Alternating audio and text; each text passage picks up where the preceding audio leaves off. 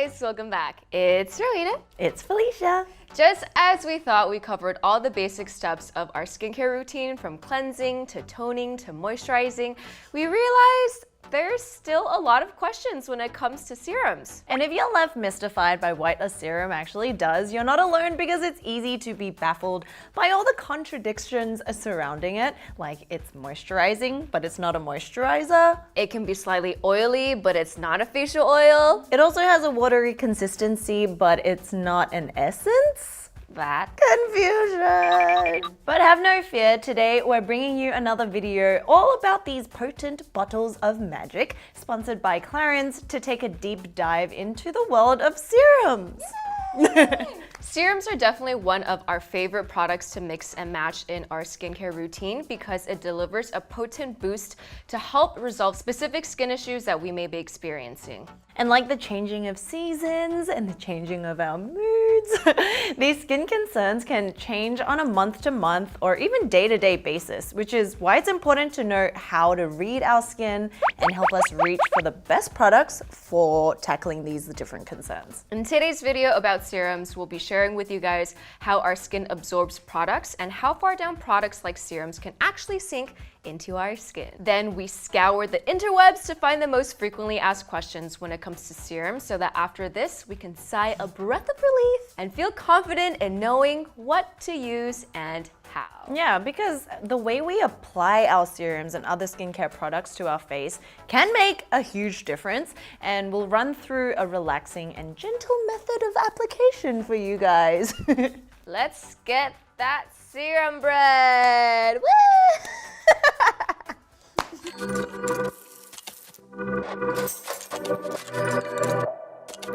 So, serums. We've discussed in previous episodes that serums are designed to be used after cleansing and toning and before moisturizing. And that's a general understanding in skincare, that we typically go from lightest, most liquidy consistencies to the creamiest and thickest, basically from water-based to oil-based products. And you might have noticed that serums can be pretty expensive, and they claim to treat like a multitude or a really large range of skin issues, from hydrating and nourishing dehydrated skin, soothing sensitive skin, purifying oily and acne prone skin, brightening dull or tight complexions, or even fixing hyperpigmentation, just to name a few. Seems too good to be true, right? How can something this small pack this much punch? It's not too good to be true. Ding. Serums essentially act as a booster shot containing high levels of active ingredients to target those specific skin concerns that we might have. And serums can typically be used on a daily basis. Originally, when serums first came into the market, they were aimed at women with mature skin, or it was like more of an anti-aging product. And since then, there have been so many new formulas, and we've learned now that we want preventative skincare, which is where serums come in. The biggest difference that sets serums apart from moisturizers is that serums leave out occlusives. Occlusives are the ingredients we find in our moisturizers that help form that layer on our skin to trap in hydration from products like toners and serums. Like the cap. And in short, there are fewer lubricating and thickening agents in the serums, which means it can penetrate deeper into the epidermis of our skin. Serums can be water or oil-based depending on the ingredient list and formulation. It really comes down to your skin type and what skin conditions you want to help improve. And water-based serums absorb much more quickly into the skin and are used for the delivery of water-soluble ingredients like vitamin C or even hyaluronic acid, meaning they're easily absorbed into the skin and work well in the mornings. On the other hand, there are oil-based serums which can be used both day and or night, just depending on your skin. The slight difference is that oils take a little longer to soak into the skin compared to water, but they can dissolve in fatty acids or lipids that are naturally occurring in our face, meaning it can seep into those areas where water might not, and give your skin a very supple feeling and leaves it feeling very revitalized in the morning. And normally things like salicylic acid serums will be oil-based, because salicylic acid is an oil-soluble ingredient. And serums with botanical oils can help strengthen the skin's protective lipid barrier, which then protects your inner layers of skin from like hazardous pollutions, free radicals, UV rays. So you can choose to wear a water-based or oil-based serum all year round. It just comes down to your skin type, your condition, and preference really. Because each brand will have a different formulation. For me, I love thicker serums. I just feel like the texture. Like it comes out and it holds its form. Yeah. It's like bloop. You're like, ah. But I also love serums that absorb quickly. I like them like water. Kind of not like water, but like... Water. Water, mate. It's kind of like gel as well, but more on the watery side. And it is oily because I feel like it just mimics oil, which is something that we'll talk about in just a bit. Now, let's revisit the layers of our skin and how products interact with it. Shall we? Our skin has 3 layers. The epidermis, which is the layer that we see on the human body. Then there's the dermis and the hypodermis. When it comes to skincare and all the topicals that we apply, they all function on the epidermis layer. This epidermis have multiple layers within itself, from the stratum corneum to the bottom basal layer. So our skin cells are like tiny bricks stacked up on each other with a gluey, fatty substance in between holding them together. It's like a mime. If the ingredients of a serum or cream manage to make it somewhere in between these layers of the epidermis, then bing, that is called successful penetration. Successful penetration. Yes, that sounds so intense, but it's just like bloop. But in order to get through, the molecules in our products have to be small enough or designed small enough and soluble enough. And soluble just means that it's able to dissolve in our skin. And in general, oil-soluble ingredients can penetrate much better than water because the skin itself is like a waterproof suit, like a scuba diving suit, but with natural lipids and oils. But that's why a lot of high-end formulations are developed with penetrating enhancers like propylene glycol and ethanol, oleic and linoleic oils like jojoba oil, which makes chemicals more soluble and able to reach a little further into our epidermis layer. Bleep, bleep, bleep.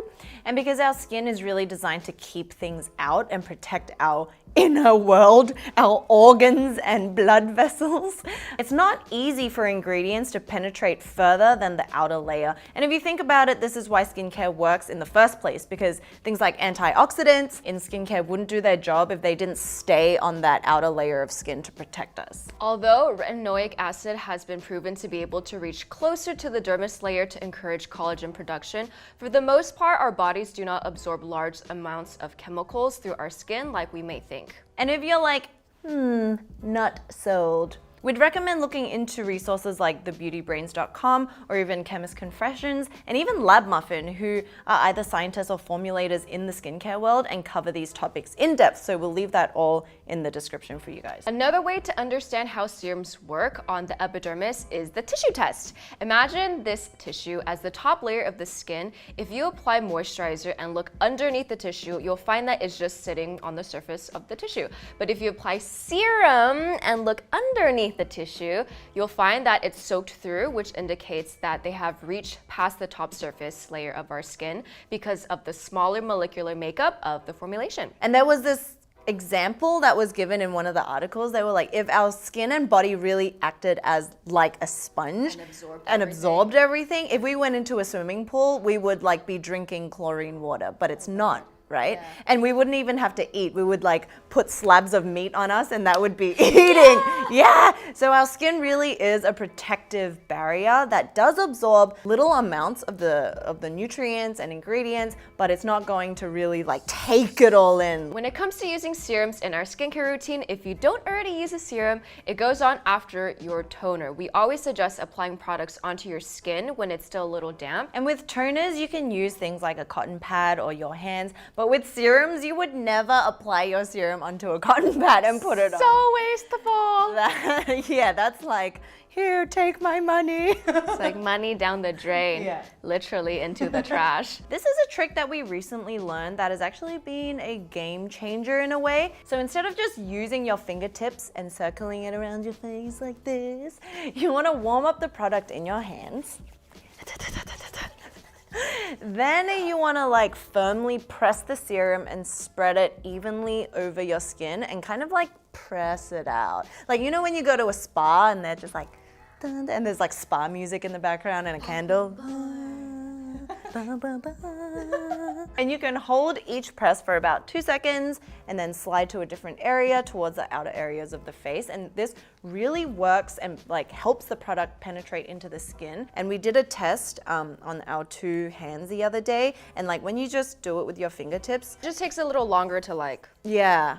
but if you use your palms to really heat it in, it absorbs so much quicker. Yeah. While you do this, you can also press on certain pressure points to stimulate lymphatic drainage and remove the daily accumulation of toxins from different areas of the face that, you know, build up throughout the day. And don't forget the neck and the décolletage. Serum time! Bing! So the one from Clarins that I've been using is the double serum. This is the hydric and lipidic system, complete age control. And this is the one that's been around since the 1980s. This was actually my first serum Ever? ever. I think maybe it was like late teens, early 20s. So this is the one that I've been using for like my oily combination skin. It's like a 2-chamber system. Dual chamber. Yeah, because it separates the oil and the water. So then when you pump it out, you can actually see that it's like a watery gel consistency. And the cool thing that I've only seen from this is you can control the dosage. There's like 2 kind of pump options. This is the large one and then this is the smaller one. So maybe it depends on the size of your face. You can also tell because it says hydric and lipidic system, which means oil and water. It delivers like nutrients, but also helps with hydration and oxygenation. And remember how we got the facial? Yeah. She was saying like you need to like induce oxygen into the skin. This glides so nicely over the skin. It just feels really like nice and luxurious, and it also sinks in really fast. This also is designed in a way that it's supposed to mimic your skin's natural water and oil balance. Our body and skin is made up of water, but we also have lipids and vitamin E and ceramides and all that in our skin, you know, to glue the bricks together. So that's why we were talking about oil soluble. It penetrates deeper. And inside there's turmeric, which helps to brighten the skin and also has anti-aging properties. There's also oat sugars for plumping and hydration. There's also something called the orthosaphone extract, which had clinical studies. Like I was researching into the ingredient and it really helped with pore minimizing. But then there's also goji berry. So all in all, this is a very like, it's packed full of antioxidants. You can think of this one as like an all-round serum for the vital functioning of your skin, you know, rejuvenating, prevention, protection, and also nourishing and hydrating. So this has worked well. I didn't purge or anything because usually you will see that within the first 1 or 2 days if it doesn't work. Yeah. But this one is the one you've been using. This serum is like my skin but better. You know, like my lips but better. It's like there but not there. Yeah. The top of it is the oil and then the bottom is the water, and it's such a beautiful blue color. You know what it reminds me of? Like, you know those ads where they wash their face? It's like, yeah, this like crystal blue water. Yeah. So you're supposed to shake it because the oil and the water separates, and then you're supposed to warm it between your hands, as we mentioned earlier, and then gently press. This serum is formulated for people with dry, dehydrated skin. And dull. Yeah. Because when your skin is dull and ashy, it's like it hasn't got enough water. I need water. Yeah, like parched. And it contains skin softening and hydrating ingredients like this seed oil and capric triglyceride. The anti-soif on the bottle, soif means thirsty, so anti-soif is not thirsty. French with Rowena. Probably one of the lightest weight. Yeah, it's more, I would say the texture of the bottom layer feels more like an essence, right? Yeah, it's more like an essence, and then with the oil, I think it helps it penetrate your skin better to deliver, you know, water soluble, oil soluble, to deliver like more into the cracks of your brick house. This is like silk. That's the word I'm looking for. It's very silky. This one I feel like is almost 50-50 of oil and water. So it's much more intense, I feel like, compared to this one. But they both have oils and waters formulated in them. And for those of you who are really in love with different serums, you can wake up and kind of toggle between different ones, depending on how your skin is feeling on certain days, or even like day to night. So after applying serums, make sure you follow and seal all that hydration goodness with a moisturizer. What's the difference between serums, essences, and ampoules? If that's even how you say ampoules. An ampoule. If you love your K-beauty, this is probably something that you've come across multiple times. They've been a popular staples in skincare routines in Asia for a while, but are a newer concept to the Western world. And put simply, essences are like the love child of your toner and serum. They're typically more lightweight, less concentrated than a serum, which is why you'll see them in like larger bottles. You can also put essences onto a cotton pad, and they're usually more watery. And like toners, they act as an additional layer of hydration to the skin. They will also contain vitamins, antioxidants, and nutrients to feed the skin. So if you have super dehydrated skin and need to load up on something extra, you can try an essence after toning and before your serum. But we don't completely think this step is necessary. You can always just layer up on your toner, or even find a serum that has more hydrating formulas so that we don't end up with too many different products, even though we like looking at it. This is where my money is. And there's also a lot of first treatment essence now that can take the place of toners. Then ampoule. You can think of these as the extra boost to the already boosted shot of serums because they're formulated usually with high concentrations of active ingredients. And they're normally designed to be used for a short period or in like a certain time frame. When your skin has like a skin crisis, like broken barrier, or when it's irritated, or your skin just feels like it needs an intense pick-me-up and TLC. Pick me, pick me, pick me. Pick me. Oh my gosh, I did a dance K-pops to that Oh, song. I want to see that. It is. the I have stage, footage. please. No, no one needs to see that. Some Korean brands market 5-day or 15-day ampoules that are pre-measured and packed in little glass vials just to get over whatever skin issue you have. But for the most part, serums and ampoules are very similar and you could use them in place of each other. So we suggest just stick to one. More questions. We know you guys are a curious and inquisitive bunch and realize there's still some confusion, so we looked through the comments on our earlier video on serums and scoured the interwebs to find the most asked questions and decided to discuss it here. So first up, can you use serums instead of moisturizers? Our answer is meh. While serums do amazing wonders to our skin, they're focused on reaching the deeper layers of the epidermis. And as a refresher, the top layer of our skin is the barrier that protects our bodies from the outside world, while simultaneously keeping all the active ingredients in and prevent our water from evaporating, or transepidermal water loss. Another way to think of it is your skin as an empty glass bottle. If serums are the pure water you work so hard to collect, moisturizers acts as a cap to prevent any pollutants from getting in and dirtying the water. So, moisturizers are Muy importante. don't forget it. Do not forget. Question number 2, can you layer on serums?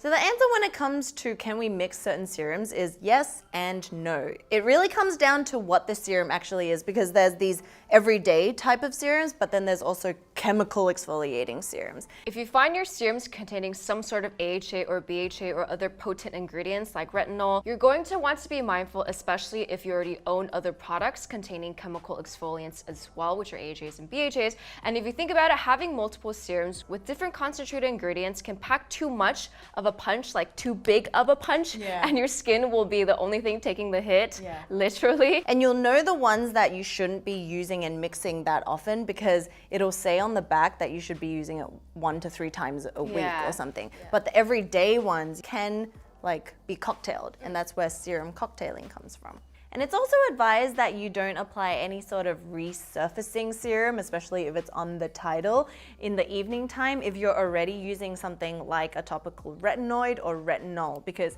the combination of these two products can very easily disrupt the skin barrier by being too harsh and cause irritation to the skin and excess drying. But if you decide to use serums containing ingredients such as hyaluronic acid, ceramides, collagen, and other moisturizing ingredients, it's definitely safe to say that you can layer them on. Not only will they work well with the more potent serums, but it will also help deliver an extra boost of moisture to your parched skin. All right, third question. Should teens invest in a serum? While there isn't a set age for starting a serum, we definitely don't think it's necessary to have unless you have severe skin concerns or it's recommended by a dermatologist. If you are in your teens from about 12 all the way to your early 20s, your skin is already in its optimal state, which means that it's producing collagen and elastin, you're living your best life, it's plump, it's youthful, you're like glowing. Yeah. Between those ages, I say keep your youth and enjoy it and don't think too much about like packing on too much skincare. And personally, I think I started using serums at around like early 20s, maybe like 21, 22 is when I really started getting into it. And then every year was just kind of like finding out a little bit more, a little bit more. What about you? When did you start? This was your first one. Yeah. I would say like 20s. Early 20s. Prior to that, I think sunscreen is most important, like moisturizing and a good cleanser. So in a nutshell, serums are very, very potent little bottles filled with active ingredients and specific concentrations of ingredients to help with specific skincare concerns. That's why there's so many different serums targeting every single skincare concern that you can think of, which is why for us, as you mentioned earlier, it's important to know how to read our skin. Like antioxidants suit every skin type. Hydrating and nourishing ingredients suit most skin types. Those are the things you want to concentrate on. And then if you have certain like hyperpigmentation or acne, then you'll go like BHA. And if you want resurfacing, then you go for a tougher formula. But those actually aren't important. You just want to find a staple serum that helps with hydration and you're good. And for us, we love serums. It's part of our staple skincare routine. If you're younger, you don't need it. Don't feel like you're forced to or anything. It's more about learning about your skin.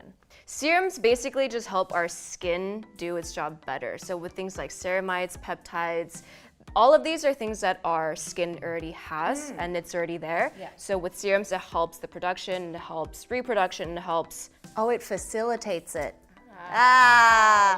Brain fart that whole time, but it really does help with facilitating what your skin might be struggling with because of the environmental factors. So we love it. Hopefully this answered more of your questions. And if you haven't seen our first video on serums, make sure you check that out because we go into the fundamentals of it there as well. And thank you, Clarence, for sponsoring this video to allow us to share with you guys more about serums. And if you have any questions, leave them below and we'll see you next time.